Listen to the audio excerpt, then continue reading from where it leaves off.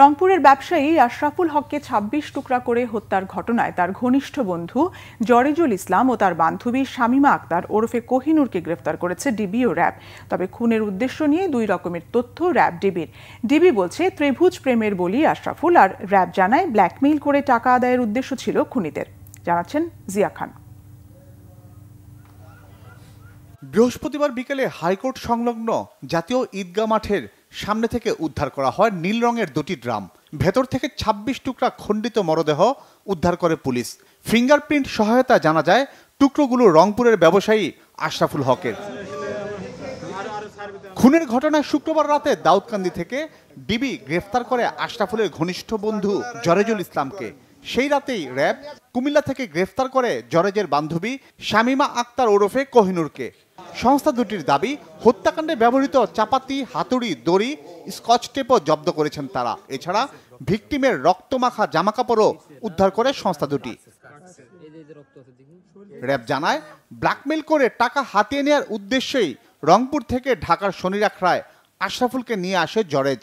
ধারণ করা হয় শামীমার সাথে আশরাফুলের অন্তরঙ্গ ভিডিও।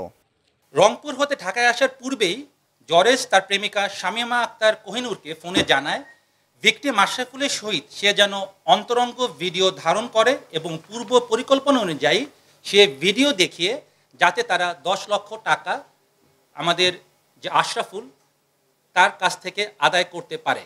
শামীমা মালটার শরবতের সাথে ঘুমের ওষুধ খাইয়ে হালকা অচেতন করে যাতে বাইরে হতে জরেজ অন্তরঙ্গ মুহূর্তের ভিডিও ধারণ করলে আশরাফুল তা বুঝতে না পারে। পরবর্তীতে যখন একান্ত সময় কাটায় তখন জরেজ বাইরে হতে ভিডিও ধারণ করে থাকে। ডিবি বলছে জরেজ ও শামীমা স্বামী স্ত্রী পরিচয়ে বাসা ভাড়া নেয় শনিরাখড়ায়। এ সময় আশরাফুলের অনৈতিক চাওয়া নিয়ে তার সাথে দ্বন্দ্ব হয় জরেজের। যেটা একটা ত্রিভুজ প্রেমের কাহিনী। আসলে হত্যাকাণ্ডটা ঘটেছে এই প্রেম ঘটিত সংকটে।